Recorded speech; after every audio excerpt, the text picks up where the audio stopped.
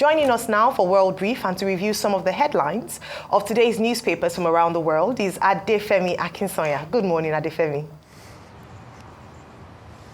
Good morning, Ayo, and good morning, Vimbai. Isn't it such a woman's world today? Yeah. Oh, it's so good to see and hear your voices. We do know that Rufai is with the rest of the army over there in Riyadh, Saudi, but it's so good to hear your voices. Let me tell you about what is happening around the world today. It's like they knew the women of Arise would be taking charge of this segment, because I'm starting with another woman in charge. Now, Rachel Reeves, as we know, she delivered a historic UK budget bill. It's Labour's first budget since they've been back in power. And of course, it is historic, being that she's the first woman Chancellor of the Exchequer. Now, the budget itself is quite controversial. It's massive, it's staggering, it's huge. And many analysts have said that this is the biggest budget that they have come across, that they have analysed in a long time. So let's take a look at what we're looking at. Now, in terms of spending, this budget is going to be one that constitutes £74 billion in spending by the end of this Parliament. And it also looks at £41 billion worth of tax rises. Let's break it down, because clearly this is going to be beneficial to some and perhaps not so beneficial to others. So let's take a look at the winners and the losers. Let's take a look at this graphic. Looking at the winners, for example, it would firstly be people who are receiving and working towards the minimum wage, because minimum wage workers will now benefit from a 6.7 increase to £12.21 per hour. This is definitely something which has been welcomed. However, it does fall short of the £12.60 that the Living Wage Foundation had calculated would be a better living wage for people in the United Kingdom. Nevertheless, it is clearly an increase, and one that has been welcomed, especially for full-time or even part-time minimum wage workers. Moving on, pensions now. Pensions are rising 4.1% next year, giving state pensioners £230.30 each week as the new flat rate benefit. Drivers too, they will continue to benefit from a freeze to fuel duty, which will allow them to continue enjoying the 5p per litre cut in fuel duties, which was actually introduced by the Conservative Party back in 2022. Now, looking at the losers now, and employers, unfortunately, they will have to pay a national insurance contribution that is 1.2% higher than what it previously was in April. Also, investors, if you're looking at capital gains tax, that's going to bite you a little bit too. They are facing a tax hike with a lower rate of CGT rising from 10% to 18%, and then the higher rate of capital gains tax goes up from 20% to 24%. Now, if you are unaware, CGT, capital gains tax, is essentially the tax you pay when an asset increases in value. The difference in that is the tax that you pay. So on the lower end, on the higher end, you're seeing that tax rise increases. So investors are among the supposed losers. And then also smokers and vapors. I know you ladies would never do such a thing, neither would I, but smokers and vapors in the United Kingdom, they are among the losers.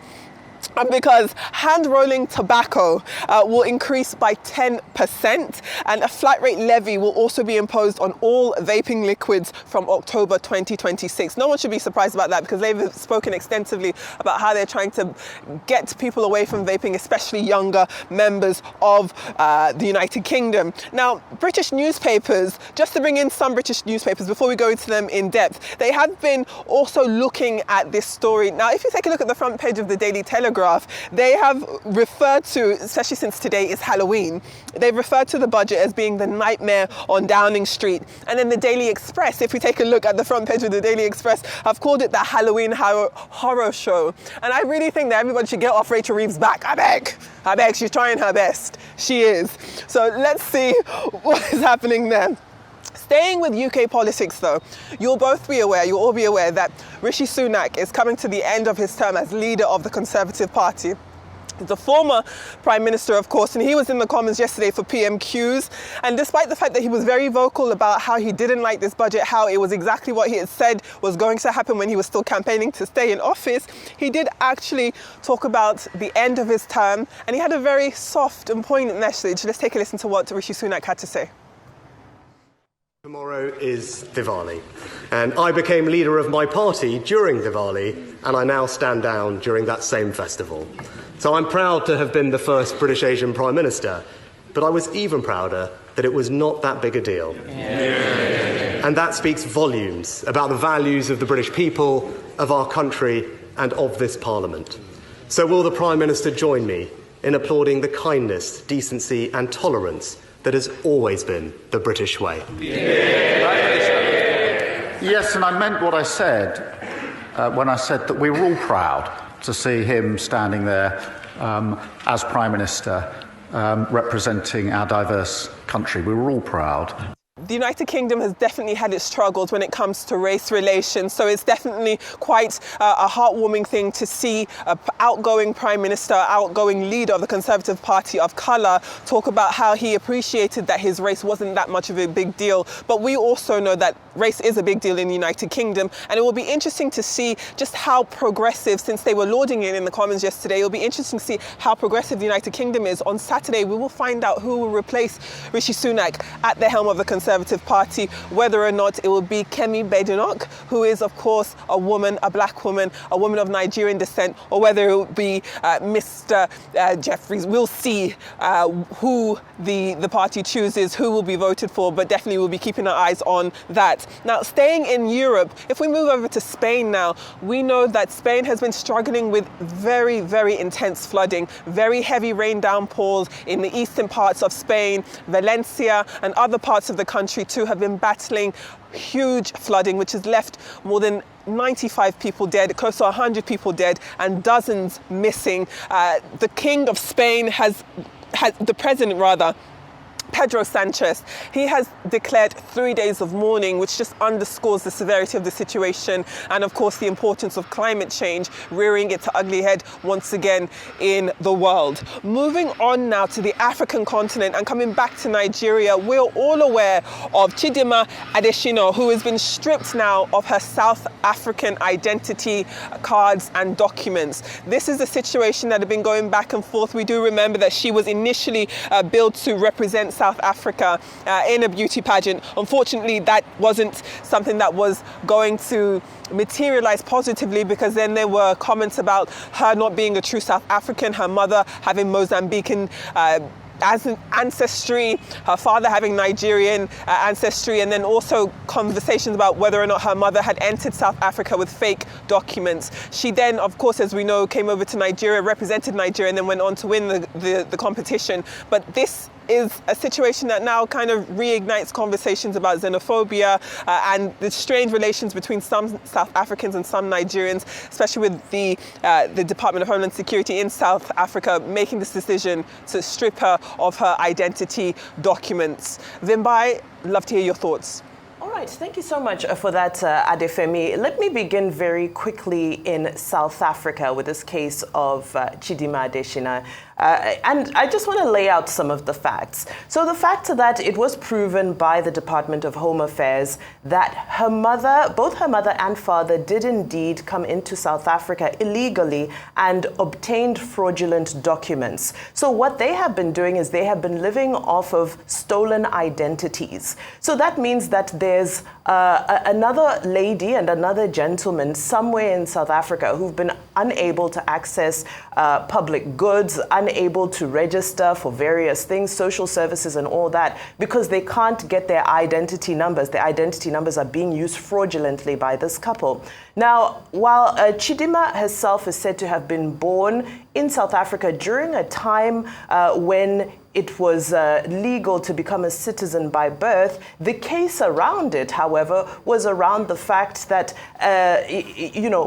should she be given a pass because of that? Even though her mother was using a stolen ID, she didn't commit the crime. However, the challenges occurred because Chidinma and her mother did not stay in South Africa to see the process through. What they did is they chose to leave South Africa and travel to Nigeria so that Chidinma could contest for Miss Nigeria. I believe she's now in Mexico for Miss Universe. So they didn't see their case through. So based off of that and the fact that they didn't stay in South Africa to prove or to argue their case, the case is pretty much sealed. Department of Home Affairs is saying, well, in that case, you guys don't even want to be South African, so we're going to take away your documents.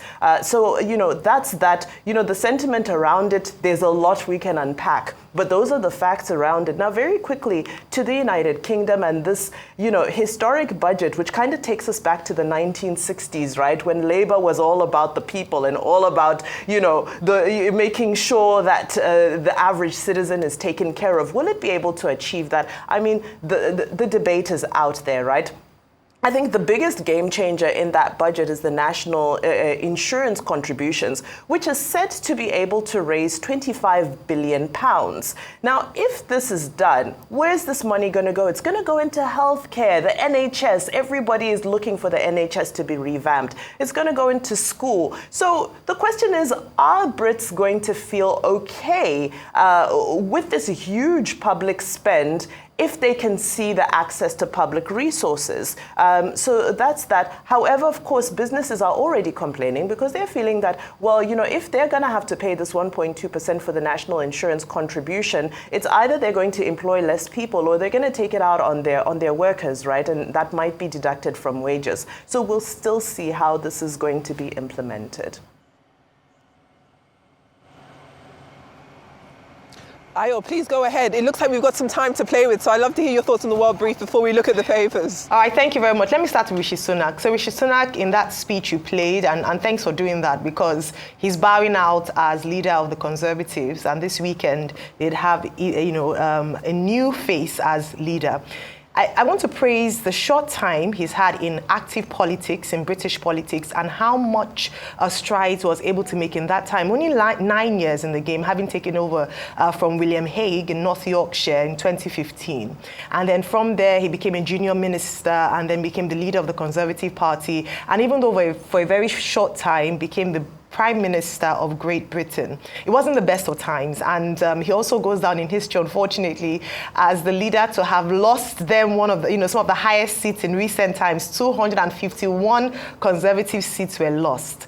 But he still, we must go down in history as perhaps one of the very intelligent ones, only that he came in at a time when the Conservatives were hugely unpopular. And so Britain wanted a change at any cost. And then they also, of course, criticized the fact that he called the election too early. Perhaps he had some confidence in his ability to take Britain out of the economic downturn they had faced for a while and the cost of living crisis. But the British people were saying, nope, we need a change completely.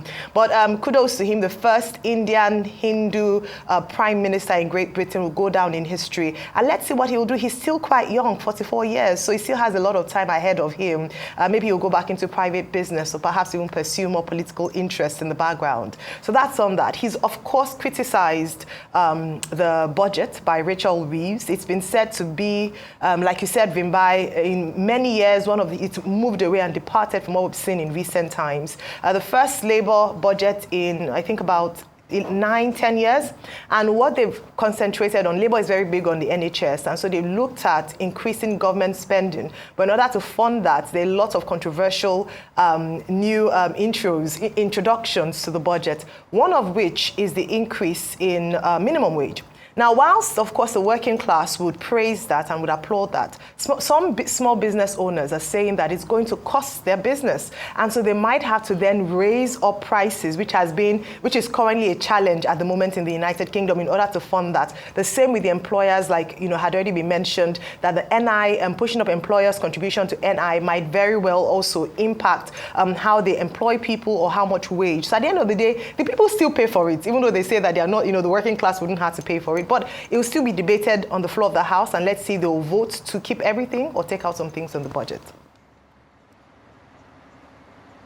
Thank you very, very much for your comments, both to you, Vimbai, and of course to you, Ayo. Let's move on to the newspapers now. And the newspapers, let's start in Nigeria, where many Nigerian papers are leading with the same thing. It's actually the same thing that you all discussed at the beginning of the show, which is this debacle between Governor Simfubara and the judiciary when it comes to the payment of allocated payments, and how the courts have instructed the Central Bank of Nigeria not to pay River State's contributions because, as the court said, they believed that when Governor Fubara presented his 2024 budget to a 4-member Rivers House of Assembly, they believed that to be unconstitutional, believed it to be behavior that was not becoming of the governor. So that's what we're seeing play out here on the front pages of This Day, of New Telegraph, of The Guardian, all of the papers looking at this specific issue. Now, This Day also does make mention of history repeating itself in this type of story,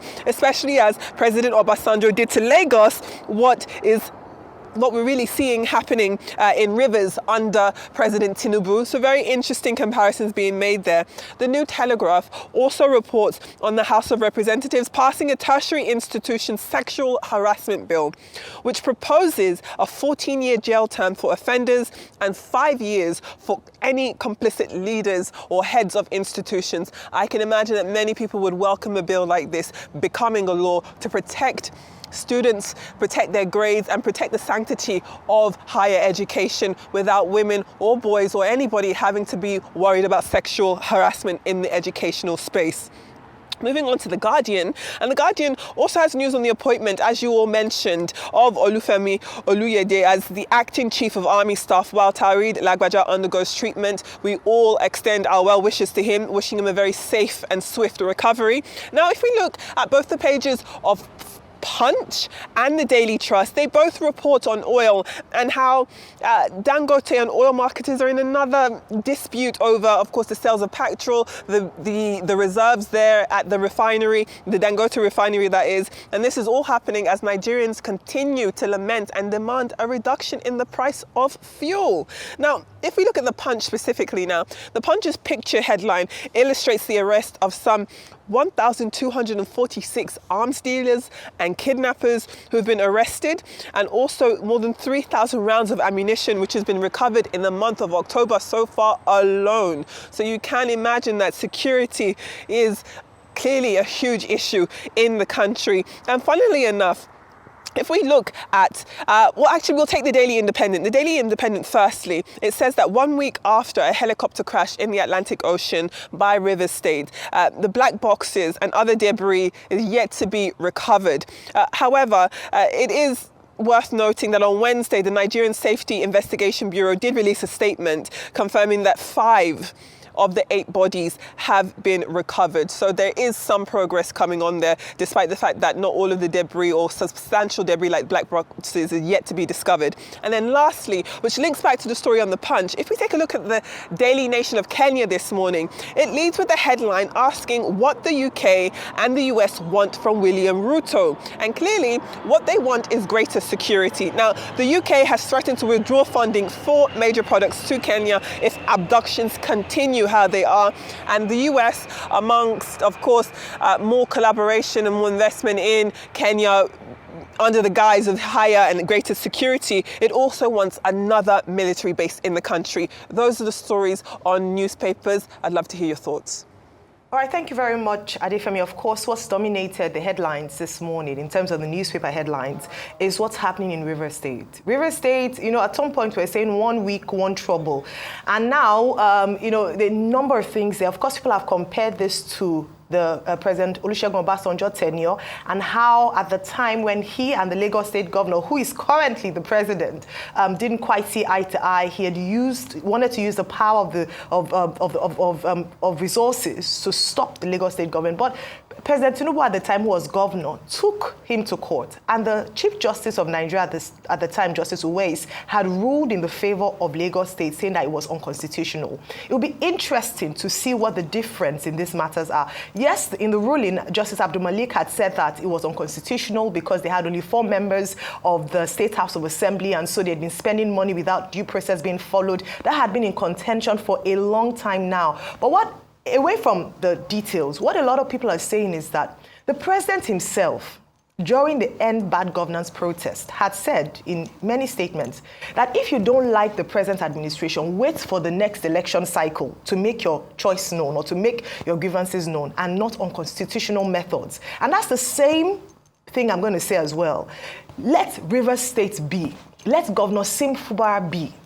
This issue is beyond, and that's what we said right from the very beginning about the fact that when all these things happen, the people don't come into play. There's no conversation around how this will adversely affect the people, demonstrating that at the heart of politicians, for a number of them, they don't have any interest in the people. It's just about personal interest. And so in the same way, if you don't like the administration of Siminalayi Fubara, go through the constitutional way. Either it's through, they've tried to go through the State House of Assembly and many ways. And so it's affecting his ability to really govern, and the people in Rivers State are suffering. And so I hope that President Bola Ahmed Tinubu will remember his own challenges with the then president of Nigeria and take some lessons from that. It's quite unfortunate that sometimes people have short memories and actually become what they were against at some point. But I'm hoping that there'll be some sense to what's happening in Rivers State. All right, to fuel issues now, this back and forth, I believe it's on the front page of Punch and Daily Trust, the issues between the Dangote refinery and the marketers.